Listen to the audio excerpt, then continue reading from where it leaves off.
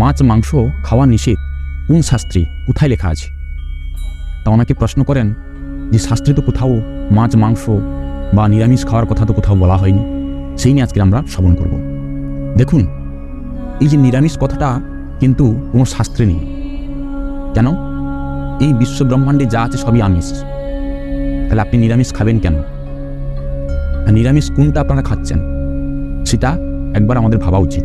কেননা আমিষ এবং নিরামিষ খাবারের মধ্যে উভয়ের মধ্যেই জীব হত্যা হয়। তাহলে আপনি নিরামিষ খাচ্ছেন কোথায়? একটা প্রাণী যখন আপনি মারছেন তখন সে চিৎকার করছে, আর্তনাদ করছে, আপনি বুঝতে পারছেন যে এর প্রাণ আছে। কিন্তু গাছের কি কোনো প্রাণ নেই? সে কথা বলতে পারে না, চিৎকার করতে পারে না, সে কান্না করতে পারে না। তাই জন্য তাকে আমরা নিরামিষ বলে ব্যবহার করি। কিন্তু না, শাস্ত্রটা বলছে না, এই জগতে যা কিছু আছে সবার মধ্যে প্রাণ আছে, সেগুলো আমাদের জ্ঞানের বাইরে। সেই সমস্ত প্রাণগুলো আমরা অনুভব করতে পারি না। তাই জন্য যেগুলো অনুভব করতে পারি না সেগুলোকে আমরা বলছি নিরামিষ।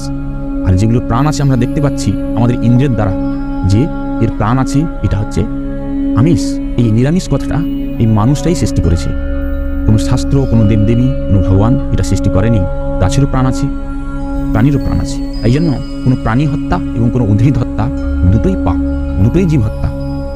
তাই জন্য এখানে নিরামিষ আমিষ বলে কোনো কথা নেই। তবে আমাদের জীবন ধারণের জন্য খাদ্য গ্রহণ করা আবশ্যক। কেন? জীবনটাকে রক্ষা করার জন্য। তাই জন্য বেদে কি বলা হয়েছে? জীবস্ব জীবস্মিতম, অর্থাৎ জীবন ধারণের জন্য এক জীব অন্য জীবকে আহার করবে খাদ্যরূপে। এটাই বেদে বলা হয়েছে। আপনি যখন এই কথাটা শুনলেন তা আপনি কি ভাবছেন যে আমি তো মাছ মাংস খাচ্ছি, তাহলে পাপটা কোথায় করছি? বেদই সর্বস্ব তো না? বেদে তো লেখাই আছে এক জীব অন্য জীবকে খাদ্যরূপে গ্রহণ করবে, তাই না? শুনুন পুরো ভিডিওটা শেষ পর্যন্ত শুনুন, তারপরে আপনি ভাববেন। আবার বেদেই বলা হয়েছে মাম হিংসাত সর্বাণী ভূতানি, অর্থাৎ কাউকে হত্যা করা উচিত নয়। এবারে আপনি ভাবুন, বেদে লেখা আছে এক জীব অন্য জীবকে খাদ্যরূপে গ্রহণ করবে, আবার বেদেই লেখা আছে অন্য কাউকে হত্যা করা উচিত নয়। তাহলে আপনি কি বুঝলেন? বেদেই উভয় বাক্যই আপাত দৃষ্টিতে স্ববিরোধী, একে অপরের বিরোধী। তাহলে আপনার কনফিউশন লাগছে না? বলি কি শাস্ত্র রে বাবা, এই বেদ জিনিসটা এই কলিযুগের মানুষের জন্য নয়। বেদ খুব সূক্ষ্ম তত্ত্ব।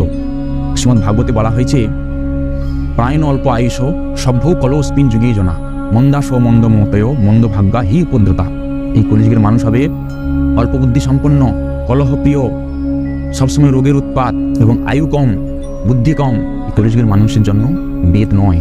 শাস্ত্র দু ধরনের ব্যক্তি পড়ে, একজন হচ্ছে স্থূলদর্শী, একজন হচ্ছে সূক্ষ্মদর্শী। স্থূলদর্শী কারা? যারা কোনো বস্তুকে অবলম্বন করে সিদ্ধান্ত গ্রহণ করে, তাদেরকে বলা হয় স্থূলদর্শী। আর সূক্ষ্মদর্শী কারা?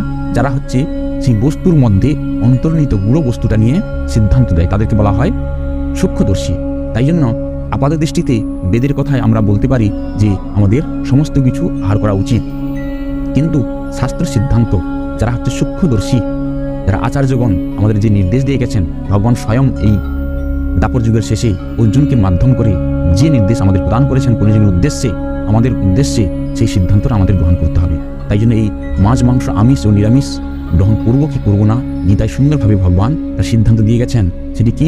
যজ্ঞা শিষ্টাসীন সন্তু মুচ্চন্তে সর্বকিলবিষহি ভুঞ্জতে তে তভং পাপা যে পচ্যন্ত আত্মকারণাৎ। অর্থাৎ ভগবত ভক্তরা সমস্ত পাপ থেকে মুক্ত হন, কারণ তারা যজ্ঞ অবশিষ্ট অন্নাদি, মানে ভগবানের জন্য যেগুলো অর্পিত হয়েছে সেগুলোকে বলা হয় যজ্ঞ অবশিষ্ট অন্ন বা বস্তু। যজ্ঞ অবশিষ্ট অন্নাদি তারা গ্রহণ করে। যারা কেবল স্বার্থপর হয়ে নিজেদের ইন্দ্রিয় তৃপ্তির জন্য অন্নাদি রন্ধন করেন বা পাক করেন, তারা কেবল পাপ ভোজনই করেন। যে সমস্ত লোকেরা তাদের আত্মতৃপ্তির জন্য নানা প্রকার উপাদেয় খাদ্য খায়, শাস্ত্রে তাদেরকে চোর বলে গণ্য করা হয়েছে। বেদে ছান্দোগ্য উপনিষদে বলা হয়েছে আহার শুদ্ধৌ সত্যশুদ্ধি সত্যশুদ্ধৌ ধ্রুবা স্মৃতি স্মৃতি লম্বে সর্বগ্রন্থি নাম বিপ্রমোক্ষঃ। অর্থাৎ যজ্ঞ অনুষ্ঠান করার ফলে, মানে যজ্ঞ মানে শুধু হোমযজ্ঞ নয়, ভগবানকে নিবেদনের কথা বলা হয়েছে, ভগবানের উদ্দেশ্যে অর্পণ।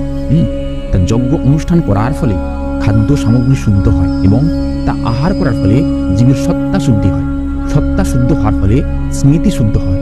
তখন সে মোক্ষ লাভের পথ খুঁজে পায়। অর্থাৎ আমরা যদি পাপ করতে না চাই, আমরা যদি চোর হতে না চাই, তবে আমাদের ভগবান শ্রীকৃষ্ণকে নিবেদন করে খাদ্যদ্রব্য গ্রহণ করতে হবে। ভগবানকে কোনো বস্তু নিবেদন বা অর্পণ করলে ওই জীব তার পাপ দূর হয়, ভগবান সমস্ত পাপ হরণ করে নেয়। এভাবে আমরা সমস্ত পাপ হতে মুক্ত হতে পারবো। এবারে আপনি প্রশ্ন করতে পারেন যে ভগবানকে আমরা কোন বস্তুতে অর্পণ করব? মাছ মাংস অর্পণ করব, না ফল ফুল সবজি এগুলো অর্পণ করব? আপনাদের প্রশ্ন আসতে পারে। এই প্রশ্নের উত্তর ভগবান শ্রীমদ্ ভগবদ গীতা সুন্দরভাবে দিয়ে গেছে 9 নম্বর অধ্যায়ে 26 নম্বর শ্লোকে। কি বলেছে? পত্রম পুষ্পং ফলং তোয়ম যো মে ভোক্তা প্রযচ্ছতি তদ অহং ভক্তু অপরিহিতম অস্মামি প্রযতৎময়ঃ। অর্থাৎ যে বিশুদ্ধ চিত্ত নিষ্কাম ভক্ত ভক্তি সহকারী আমাকে পত্র পুষ্প ফল জল অর্পণ করেন, আমি তার সেই ভক্তি আপ্লুত উপহার প্রীতি সহকারী গ্রহণ করি। এবারে আপনি বুঝতে পেরেছেন যে ভগবান কি চাইছে? পত্র পুষ্প ফল আর জল কিভাবে ভক্তি সহকারে অর্পণ করতে বলেছি এবং নিষ্কাম সহকারে অর্পণ করলে ভগবান প্রীতি সহকারে সেটা গ্রহণ করে। আহার 3 প্রকারের, একটি হচ্ছে সাত্ত্বিক আহার, একটি রাজসিক আহার, একটি তামসিক আহার। রাজসিক আহারগুলো কি কি? মানে রজগুণ সম্পন্ন আহার কি কি? মাছ মাংস পেঁয়াজ রসুন ডিম, এগুলো হচ্ছে রাজসিক আহার। তামসিক আহার কি? পচা বাসি দুর্গন্ধ খাবার, সুটকি মদ গাঁজা, এগুলো হচ্ছে তামসিক খাবার। সত্যগুণের খাবার কি? শাক সবজি ফল মূল শস্য দুধ দুগ্ধ জাতীয় সমস্ত কিছু খাবার হচ্ছে সাত্ত্বিক গুণের খাবার। ত্রিগুণাত্মিকা খাদ্যের ঊর্ধ্বে হলো গুণাতীত আহার, অর্থাৎ গুণাতীত আহার হলো ভগবান নিবেদিত বস্তু। আমাদের সাত্ত্বিক এবং রাজসিক এবং তামসিক এই 3টি খাবার খেলে আমাদের হবে না। আমাদের কি করতে হবে? গুণাতীত, যার কোনো গুণ নেই, গুণের ঊর্ধ্বে সেই বস্তু আমাদের গ্রহণ করতে হবে। সেটা কি? ভগবানকে নিবেদিত বস্তু, সেটি আমাদের গ্রহণ করা উচিত। তাই এই প্রসাদ আমাদের খাওয়া উচিত। প্রসাদ ছাড়া পৃথিবীতে যা কিছু আছে সবই কিন্তু আমিষ। প্রসাদই একমাত্র মানুষ্য দেহের আহার্য বস্তু। প্রসাদবিহীন সমস্ত বস্তু গুণে যুক্ত। সেই গুণে যুক্ত বস্তু আমাদের খেলে আমাদের সেটা বিপরীত ক্রিয়া হবে, আমাদের কোনো কল্যাণ হবে না। তাই আমাদের প্রকৃত আহার্য বস্তু হচ্ছে মহাপ্রসাদ, ভগবানকে নিবেদিত বস্তু। সেটি আমাদের অবশ্যই নিত্য আহার গ্রহণের সময় ভগবানের অর্পিত বস্তু গ্রহণ করতে হবে। তাই জন্য ভগবান শ্রীকৃষ্ণ অর্জুনকে বলছেন, হে অর্জুন, তুমি এই ত্রিগুণের ঊর্ধ্বে ওঠো, গুণাতীত হও। আমাদেরকে ভগবান বলেছে অর্জুনকে লক্ষ্য করে আমাদেরকে তাহলে গুণের অতীত হতে হবে। সত্য রজ তম এই গুণে থাকলে আমাদের কোনো কল্যাণ হবে না। তাই ভগবান শ্রীকৃষ্ণ শ্রীমদ্ ভগবদ গীতায় কি বলে গেছেন? 9 নম্বর অধ্যায় 27 নম্বর শ্লোকে, যৎ করসি যৎ অস্মাসি যৎ জোষি দদাসি যৎ তপস্যাসি কুন্তেয় তৎপুরুষ মদর্পণম। ভগবান শ্রীকৃষ্ণ গীতায় বলেছে, হে অর্জুন, হে কুন্তেয়, তুমি যা কিছু অনুষ্ঠান করো, যা কিছু আহার করো, যা কিছু হোম করো, যা কিছু যজ্ঞ করো, যা কিছু তপস্যা করো, সব আমাকে অর্পণ করো। তাই আমরা যা কিছু করব ভগবানকে অর্পণ করে করব, তাহলে আমাদের সত্য রজতম এই গুণের মধ্যে ওই বস্তু আর আসবে না। ভগবানকে অর্পণ করলে এই 3টি গুণ সত্য রজতম সেই অর্পিত প্রসাদে আর প্রবেশ করতে পারে না। তাই আমাদের গুণাতীত বস্তু আহার করতে হবে, ভোজন করতে হবে। দেখুন, এই পৃথিবীতে এই জড়জগতে মানুষ বাদ দিয়ে যত জীবজন্তু আছে, যা কিছু আছে, সবাই কিন্তু তাদের নিজের ধর্ম মেনে চলছে, স্বধর্ম মেনে চলছে। একটি বাঘ কিন্তু সে মাংস ছাড়া কিছু খায় না। তাকে যদি আপনি পিঠা মিষ্টি পোলাও দিয়ে আপনি তাকে অর্পণ করেন, সে খাবে, মরে গেলেও খাবে না জীবনে। কেন? তার নিজের আহার সে জানে। একটা বাঘের আহার কি? মাংস। সে মাংস ছাড়া কোনো দিন কিছু গ্রহণ করে না। ঠিক তেমনি একটা তৃণভোজী প্রাণী, গরু বাছুর ছাগল ভেড়া, এরা হচ্ছে উদ্ভিদ ছাড়া কোনো গ্রহণ করে না। এই তৃণভোজী প্রাণীদের যদি আপনি মাংস দেন, তারা খাবে না। মানুষ বাদ দিয়ে কিন্তু এই পৃথিবীতে সমস্ত প্রাণী কিন্তু তার নিজের ধর্ম, নিজের স্বধর্ম বজায় রেখেছে। তাই জন্য মানুষ বাদ দিয়ে যত প্রাণী আছে তারা কোনোদিন পাপ করছে না। কেন?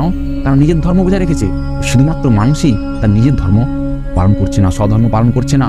তাই জন্য এত পাপ পুণ্য অপরাধ অন্যায় এগুলো হচ্ছে। তা মানুষ যদি নিজের ধর্ম, আমাদের কি খাওয়া উচিত, কি করা উচিত, কিভাবে আমাদের জীবনযাত্রা পরিচালনা করা উচিত, সেটা যদি মানুষ ঠিকঠাক পালন করতো, তাহলে এত পাপ এত হতো না, এত অন্যায় হতো না।